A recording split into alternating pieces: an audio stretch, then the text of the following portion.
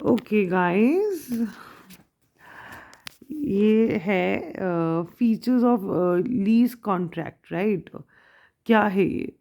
इसमें फीचर्स क्या है कि जो lessor agree to purchase asset for leasing to lease which turn to agree to take कि वो वही है ना कि लेसर है जो मतलब जो किराए पे देता है।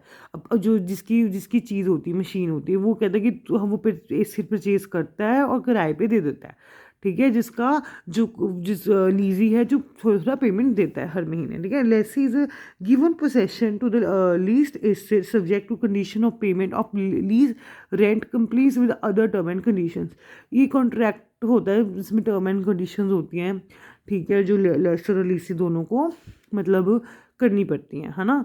आगे है कि lease agree to insure and maintain the asset during जो लीज है, लीसी है, एग्री टू इंश्योर करे, मेंटेन करे, जितना भी मतलब उसको टेन्योर उससे ज़्यादा नहीं वो यूज़ कर सकता, उससे कम नहीं यूज़ करता, इस चीज़ों का ध्यान रखना पड़ेगा। ठीक है, जो title of asset remain to the, हाँ, जो ऑनरशिप तो लेसर के पास ही रहेगी।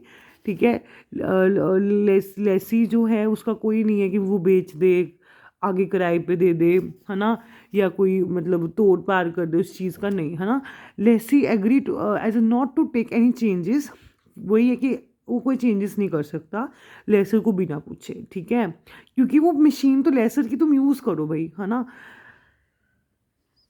ओके, सिक्स्थ पॉइंट है the user of the equipment the lessee identify the lessor agree at any claim made by third party. Okay, कहते जो user of equipment lessee identify करता है lessor against any claim made by third party. how है कि identify करना lessor against any claim made by third party arise out of the lessor ownership of the asset. Seven point है कि जो lease contract है provide of lessors right of action, इस contract में lessors के पूरे राइट होते हैं। ठीक है ना, अगर मतलब कोई डिफॉल्ट ना कर पाए, है ना, ड्यूरिंग कोई अगर डिफॉल्ट करता है तो लेजर के पूरे राइट लिखे जाते हैं लीज कॉन्ट्रैक्ट में। कोई लीज अगर लीज कोई टाइम में पेमेंट ना दे या कुछ है तो लेजर के क्या राइट है ना। ये सेवन पॉइंट है। एट्थ है कि end of the lease period, कहते हैं एग्रीमेंट प्रोवाइड करते हैं अगर आपको रीन्यूअल करना है, दोबारा अगर कॉन्ट्रैक्ट शुरू करना है, रिटर्न करना ऑफ द एवी, अगर आपको एसेट रिटर्न करना है या सेल करना है asset to lessee by lessor, है ना, तो ये भी आपको प्रोवाइड करते हैं। तीनों में से कुछ भी कर सकते हो। ठीक है ना, तो ये हमने क्या पढ़े, features of the Lesi in a lease contract. ठीक है, चलो, ठीक है, फीचर समझ आ गए। आगे क्या लिखा है, टाइप्स ऑफ लीजिंग है। टाइप्स ऑफ लीजिंग इसी वीडियो में कर दूँ या अगली वीडियो में? चलो इसी वीडियो में कर दूँ। यार ऑपरेटिंग लीज क्या होता है, मैं सबसे पहले समझाती हूँ यार। ये सिंपल लैंग्वेज है, ऑपरेटिंग लीज कुछ नहीं होता। जैसे कि जैसे ना हम अभी कोई साल में जैसे ऑपरेटिंग लीज हो गया, जैसे कोई मशीन है ना, किसी ने मशीन खरीदी और किसी ने ऑपरेटिंग लीज पे दे दी, मतलब वो 10 साल की भी दे सकता है। अगर तो मशीन की जैसे लाइफ 10 साल है या मशीन की लाइफ 20 साल है, तो उसने 18 साल के लिए किसी को दे दी, है ना, लीज पे, कि मतलब 18 साल का कॉन्ट्रैक्ट बना दी, तुम 18 साल तक रखो। ठीक है, या फिर 21 साल के लिए दे दी, मतलब एक तरह की ना जितनी भी उस मशीन की लाइफ है उस उतने पीरियड के लिए, या उसे थोड़ा सा कम या उसे थोड़ा सा ज़्यादा उसको ही दे दी, मतलब दूसरी तीसरी बड़ी वो मशीन ख़त्म हो जाएगी, मतलब दूसरी बड़ी किसी को लीज पे नहीं दे सकता। जितनी उसकी लाइफ है ना, ये लॉन्ग पीरियड के लिए होती है ये जो ऑपरेटिंग लीज है। ठीक है, फिनेंशियल लीज छोटे थोड़े टाइम के लिए, 2 महीने, 3 महीने, 4 महीने। ठीक है, जैसे कोई ऑनर है ना, वो 4-5 बड़ी भी किसी को लीज में, वो फिनेंशियल लीज हो गया। ऑपरेटिंग लीज हम पढ़ते हैं, जैसे समझ आ गया ना कि लॉन्ग पीरियड के लिए होती है फिनेंशियल लीज। मैंने उल्टा तो नहीं बोल दिया, फिनेंशियल लीज लॉन्ग टर्म के लिए होती है। जैसे मैंने कहा कि 10 साल, 15 साल। जो ऑपरेटिंग लीज है वो थोड़े पीरियड के लिए होती है, 2 महीने, 3 महीने, शॉर्ट शॉर्ट पीरियड के लिए। ठीक है, शायद उल्टा बोल लिया होगा। ठीक है, जैसे किसी ने मशीन चाहिए थी, है ना, 2 महीने के लिए यूज़ के लिए, या 3 महीने, 4 महीने, तो वो ऑनर क्या कहेगा, हाँ तुम ले लो। अब जैसे सर्दियों का टाइम है ना, किसी ने कंबल बनाने हैं, उसने 2-3 महीने कंबल बनाने हैं, तो वो क्या करेगा, वो मशीन ले लेगा, ठीक है, वो ऑपरेटिंग लीज होगी 2 या 3 महीने 4 महीने के लिए। जो ऑनर है वो 7-8 बड़ी मतलब किराए पे चला सकते हैं मशीन, है ना। अब जैसे लैंड है या कोई फ्लैट है, किसी ने लिया, हाँ, 20 लाख का फ्लैट लिया, 30 लाख का फ्लैट दिया। अब कोई किसी किसी ने 1 साल के लिए जॉब करनी थी, है ना, वो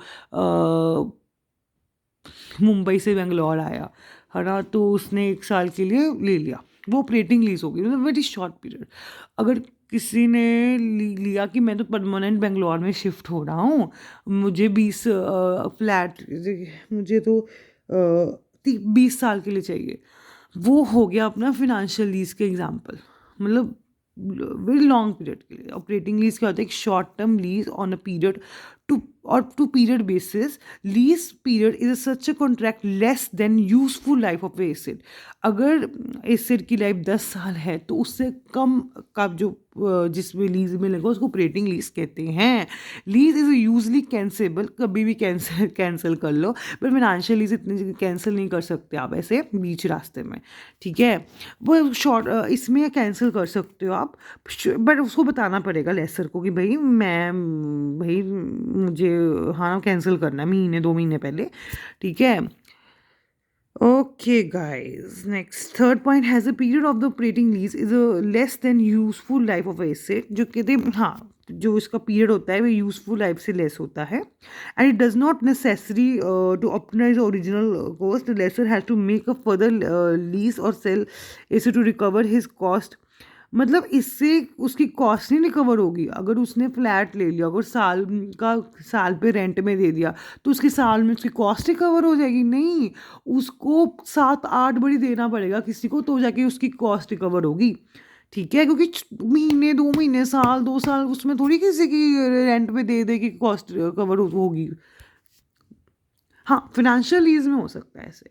फिनेंशियल लीज में लॉन्ग पीरियड ऑफ टाइम, 20 साल, 25 साल, 30 साल रेंट पे तुम दोगे, हाँ, तब कॉस्ट भी रिकवर हो जाएगी और साथ में अपना प्रॉफिट भी आ जाएगा।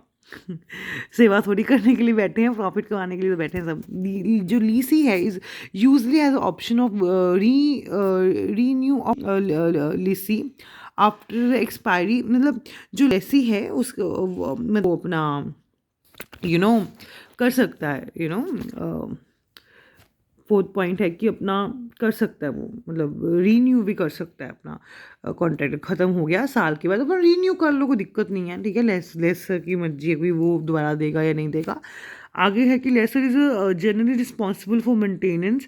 जो लेसर है वो जनरली रिस्पॉन्सिबल होता है मेंटेनेंस, इंश्योरेंस और टैक्स। हाँ भाई, इसका कोई टैक्स करना है कोई भी मशीन का या कैपिटल का, तो लेसर के ज़िम्मे। कोई मेंटेनेंस करनी है, कोई इंश्योरेंस करनी है, सारा लेसर के रिस्पॉन्सिबल है, ठीक है।